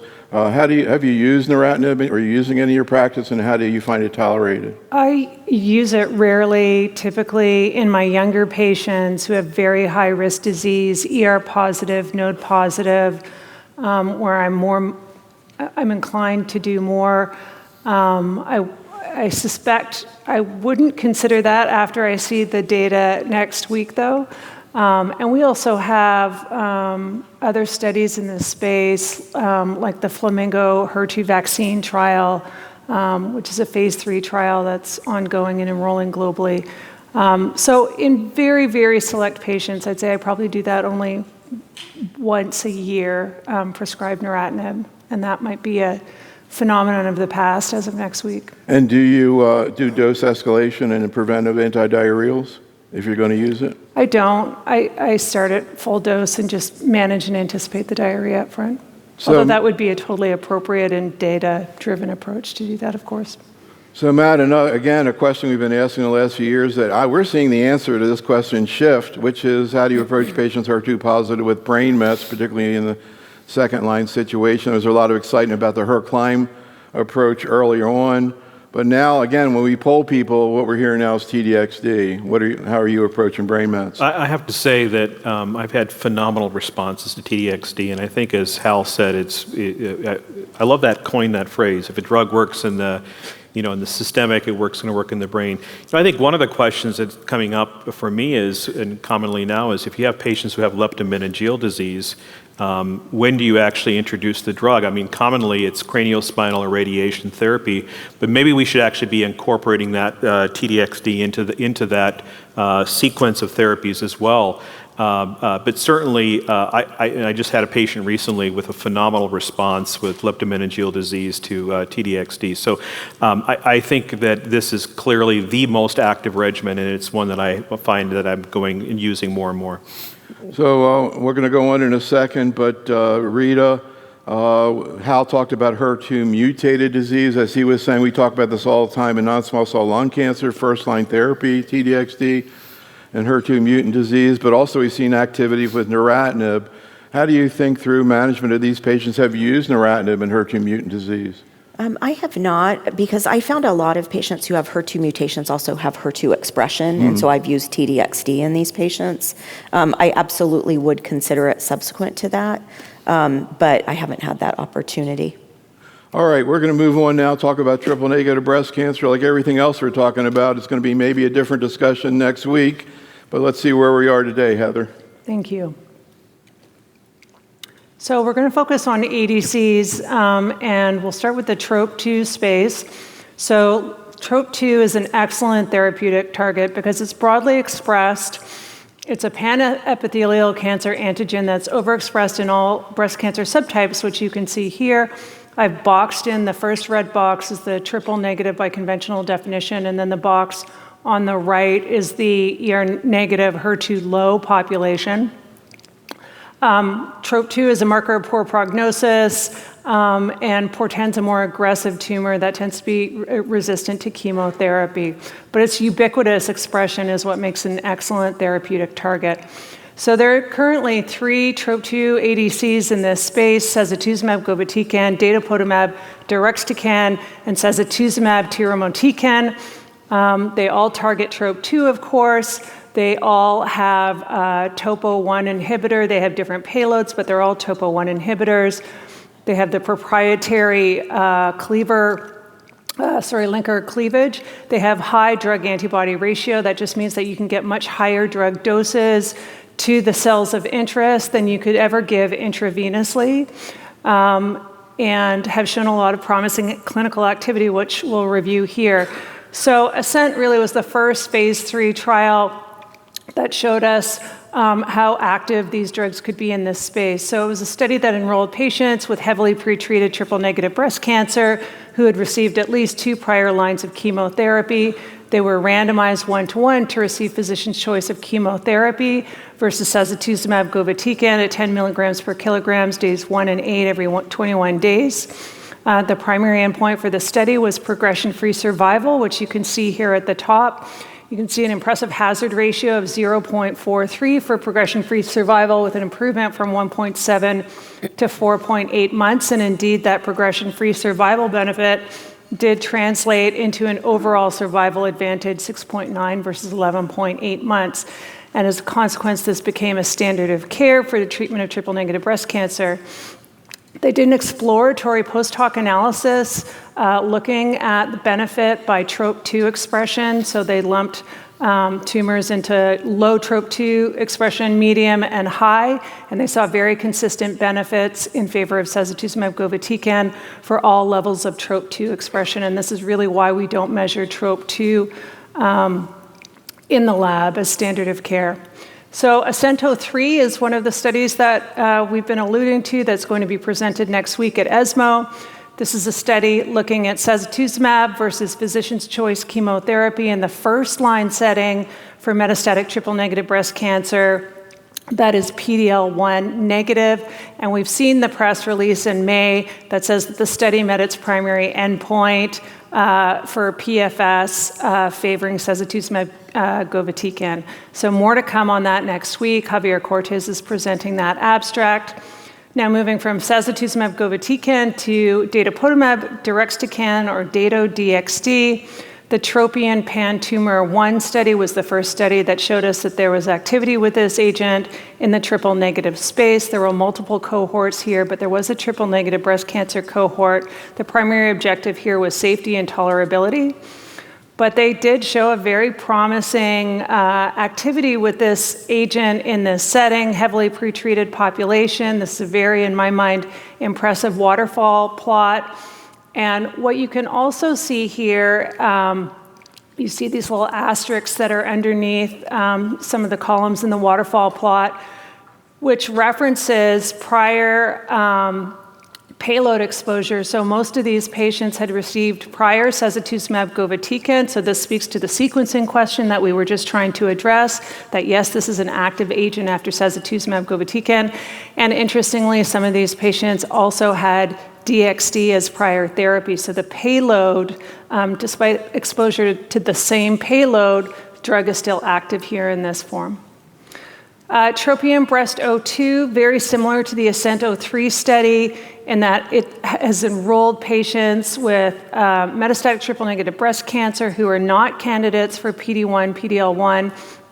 In the first-line setting, patients are randomized to Dato-DXd versus investigators' choice of chemotherapy, and we saw a press release just a few days ago that this was also a positive study, that it met statistical significance for the two primary endpoints of overall survival and progression-free survival, and it was just added to the list of late-breaking abstracts being presented at ESMO next week by Rebecca Dent. So it's ASCENT-03 versus TROPION-Breast02. They're looking really at the same space, and it'll be very interesting, as we mentioned earlier. Although cross-study comparisons are discouraged, we will naturally, I think, be looking at the efficacy data from those two studies and weighing it against the safety profiles. OptiTROP-Breast01, so this is looking at that third TROP2-directed ADC, sac-TMT. So this is a study that enrolled patients who had had at least 2 prior lines of chemotherapy, randomizing them to receive sac-TMT, which is given every 2 weeks, versus physician's choice chemotherapy. Primary endpoint, progression-free survival by BICR, which you see here on the left. A notable improvement in progression-free survival with a hazard ratio of 0.32. And once again, that progression-free survival benefit did indeed translate into an overall survival advantage. So another promising TROP2-directed antibody-drug conjugate. So this is getting to be very dense space. Now, the other big innovation in the triple-negative breast cancer space has, of course, been immune therapy. Should we be combining immune therapy together with these TROP2-directed ADCs? In the Begonia study, which was sort of an octopus trial, had an arm looking at the combination of Dato-DXd together with durvalumab and showed impressive waterfall plot here. This was all in the first-line setting, overall response rate of 79%. So this does seem to be a promising strategy and is being interrogated in other settings. So the TROPION-Breast05 study is looking at Dato-DXd plus or minus durva versus physician's choice chemotherapy in the PD-L1 positive metastatic space, so going head-to-head against Keynote 355, and more to come on that. The ASCENT-04 study is a study that was just presented at ASCO, this past ASCO. This enrolled patients with PD-L1 positive triple-negative breast cancer and randomized them to receive sacituzumab govitecan with pembro, again going head-to-head against the Keynote 355 regimen. So physician's choice chemotherapy with pembro was the control arm. Primary endpoint, progression-free survival by BICR. Notably on this study, patients who experienced progression on the control arm were offered crossover to second-line sacituzumab govitecan. in alignment with our current standard of care and the implications of that you'll see in a minute. I just wanted to point out a couple baseline characteristics from this study. About a third of patients on study had de novo metastatic disease, and only 4 to 5% of patients had prior PD-1 or PD-L1 directed therapy. So this is not a population that represents your progressors after curative intent Keynote 522. This is essentially an immune therapy naive population, so just keep that in mind.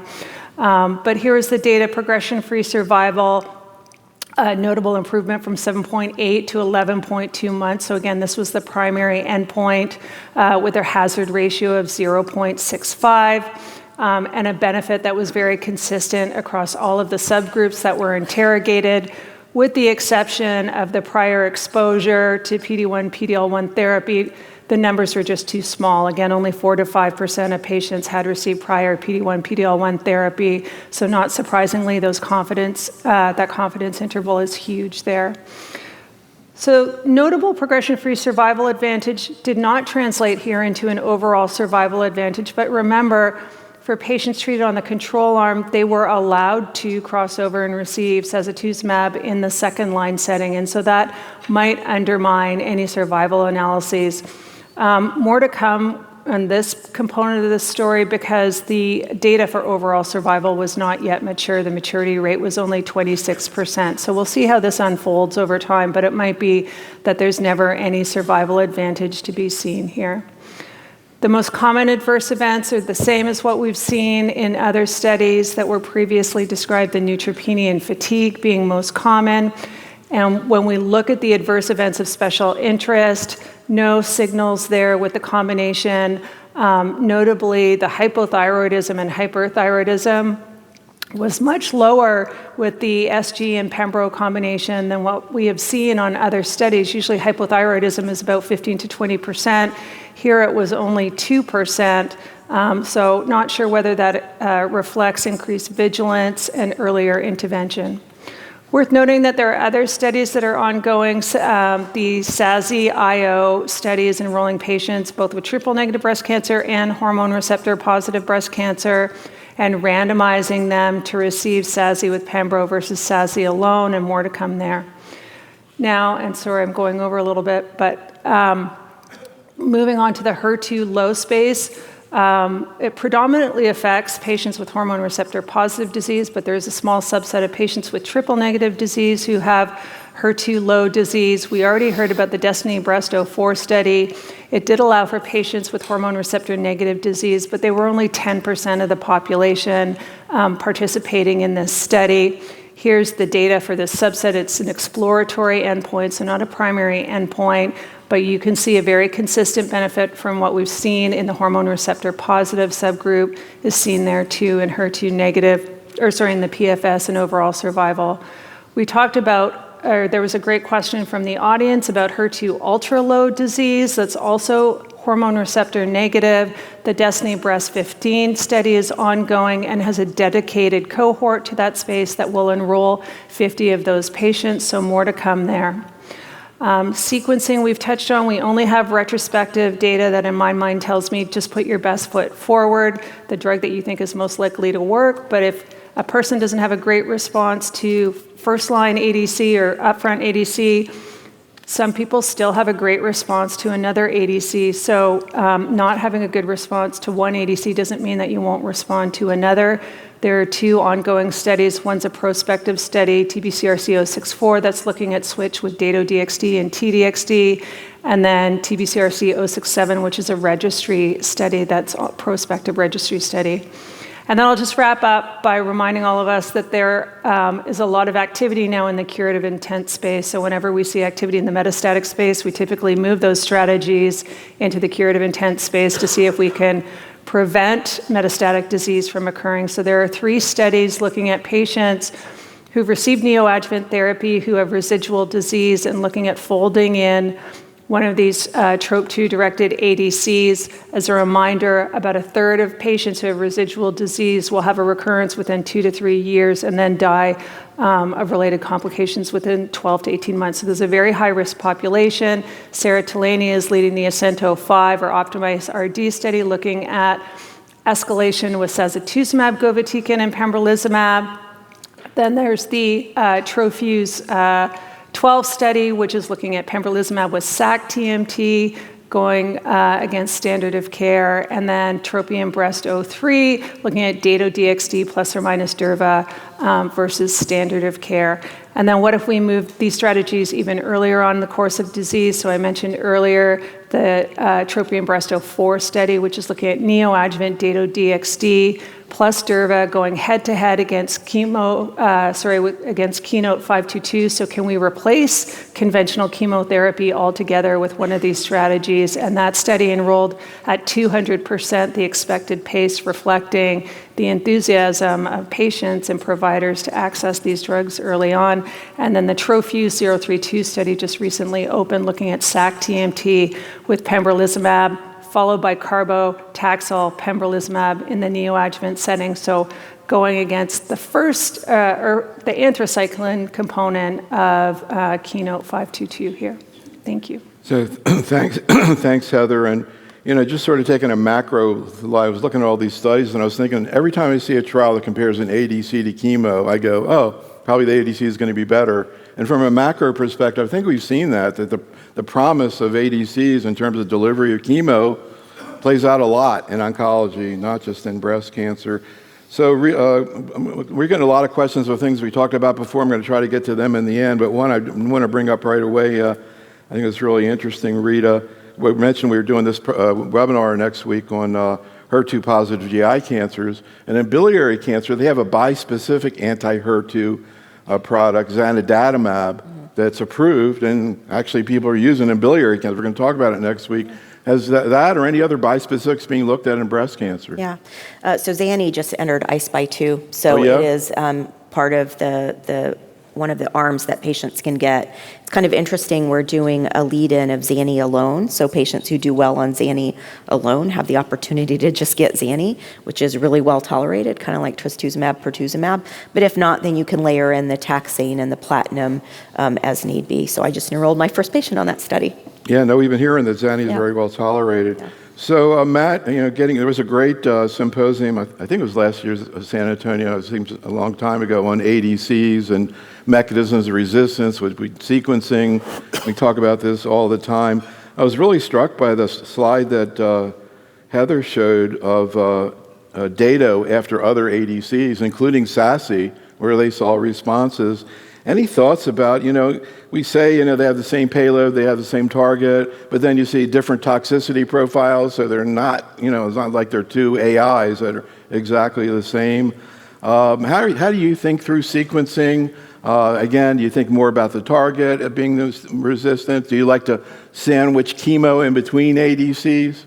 Yeah, it's a good question. I don't know that we really know the answer. I think this is, as we finally settle on which is the sort of the best ADC as we move forward, and I agree that in general ADCs look better than chemotherapy, but we still have to remember that we have these older chemotherapies, and so the question is, what's the best sequence?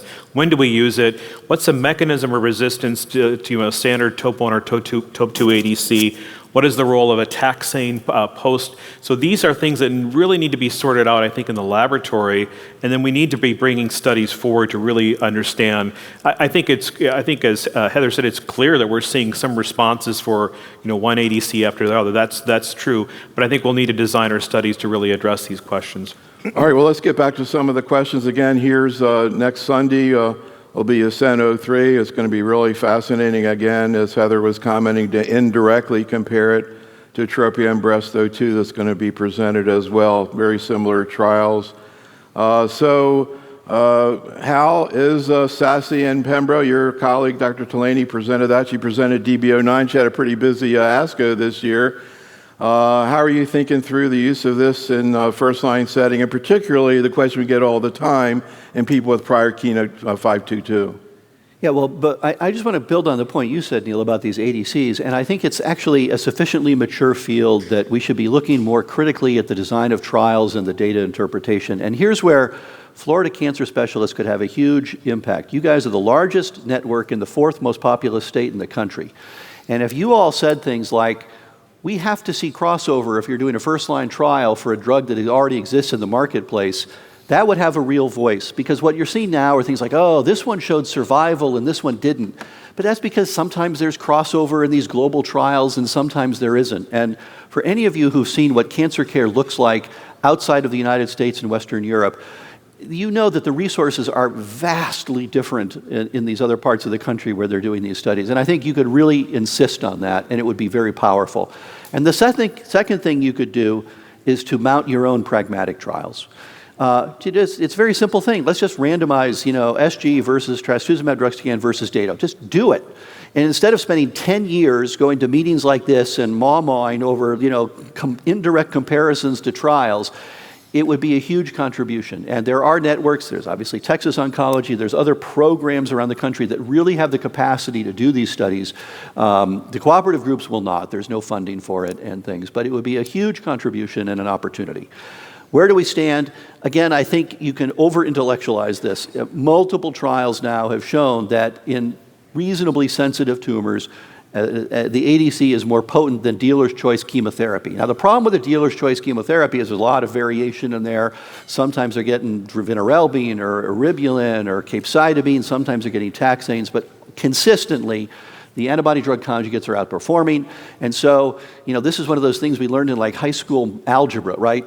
If A is greater than B, then A plus C is going to be greater than B plus C, right? I mean, there's a rule, like Pythagoras knew this or something like that. And this is now true for adding Pembro. That's the C drug here in the equation. So if SASI is better than chemo, SASI plus Pembro is going to be better than chemo plus Pembro.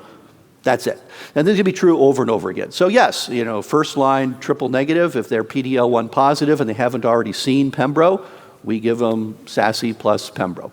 It's not, that's a perfectly appropriate thing to do. And if they've seen an IO? Well, a lot of our patients have, because most high-risk triple-negative breast cancers in Boston are getting neoadjuvant therapy, and that includes Pembro, which is clearly a very active drug.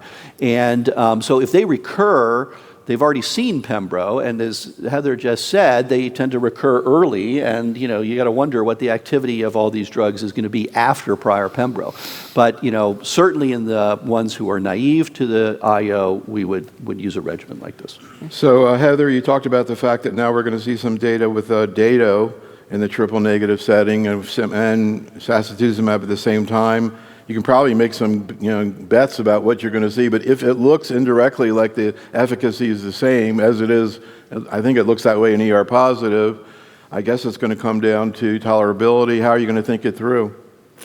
I think it will be exactly like the conversation that we just had in the hormone receptor positive space, in that it's going to be, if the efficacy is the same, which I doubt that the efficacy will be the same, but if the efficacy were the same, we'd be looking at the side effect profile, we'd be looking at the individual patient, any comorbid conditions that we need to consider. Do they have bone marrow involvement, in which case maybe SASI isn't the best choice.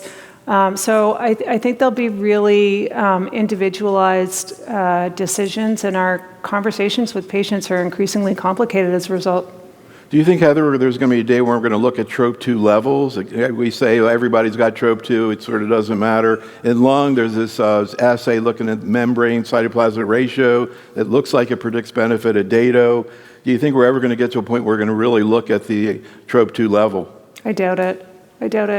80% of breast cancers express TROP2. We've seen activity in ASCENT with sacituzumab in TROP2 low-expressing patients. I think the story is probably comparable to what we've seen with trastuzumab deruxtecan, where you have the bystander effect, so it overcomes any potential heterogeneity. So I don't foresee that in our future. So, Rita, we've been talking about tolerability issues with these ADCs, and interesting, I guess they really didn't report any particular concerns combining SASI with Pembro. Yeah. I mean, they both can cause diarrhea, theoretically. Also, I'm curious in general how you manage patients on SASI. Do you use preemptive growth factors? Do you use preemptive antidiarrheals, as has been studied Yeah. No, I mean, I was pleasantly surprised that in the combination arms that we didn't really see an enhancement of diarrhea. But, the time frame of when you're going to develop diarrhea from sacituzumab govitecan is very different than diarrhea from immunotherapy. So in general, I found SASI quite easy to manage. I do not generally use prophylactic growth factor up front. I use it if patients have issues.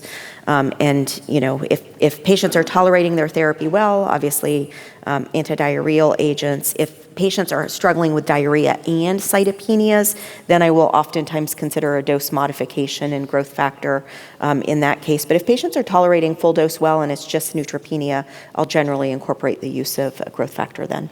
So, Matt, let's talk a little bit about PARP inhibitors, and particularly in patients with BRCA mutations. How do you think about patients in a localized disease setting in terms of bringing in a PARP inhibitor as well as IO?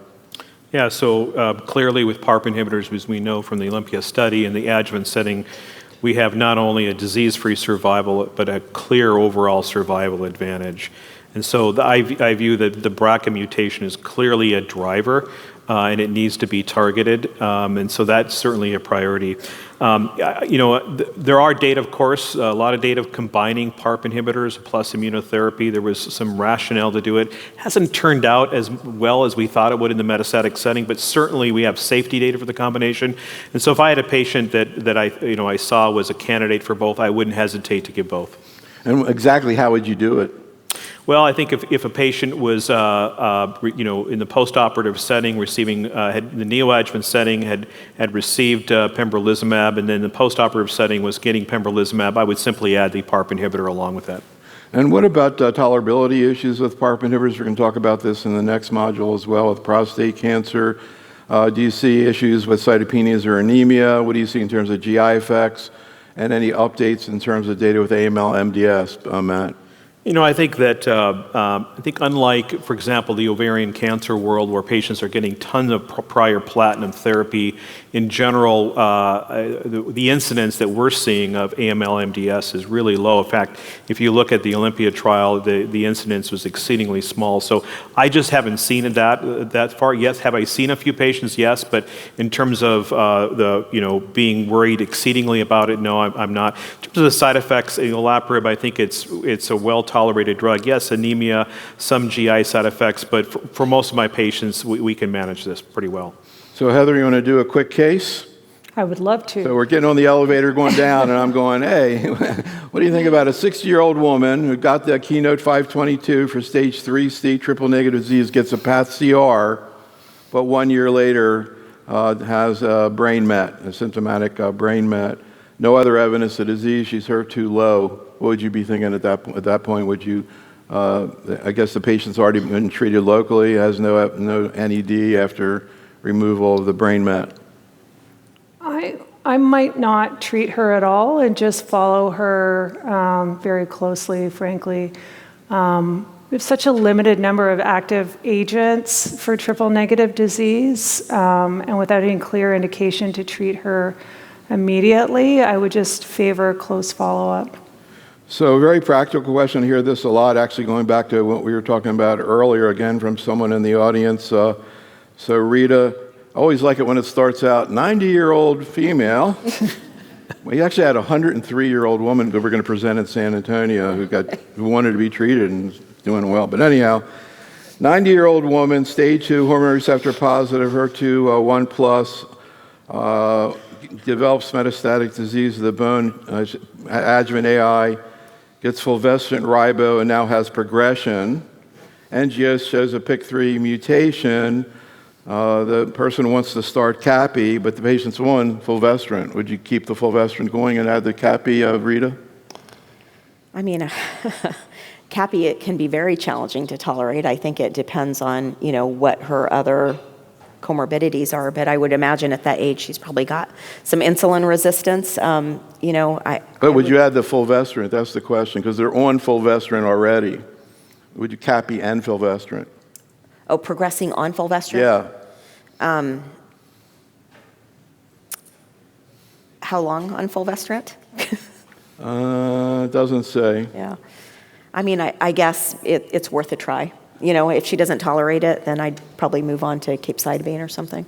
When you see somebody take a deep breath and really think about it, you know that there's no good, real perfect answer to it. We see that a lot in oncology. So we're going to take a break now. Thanks so much to the faculty. Awesome job.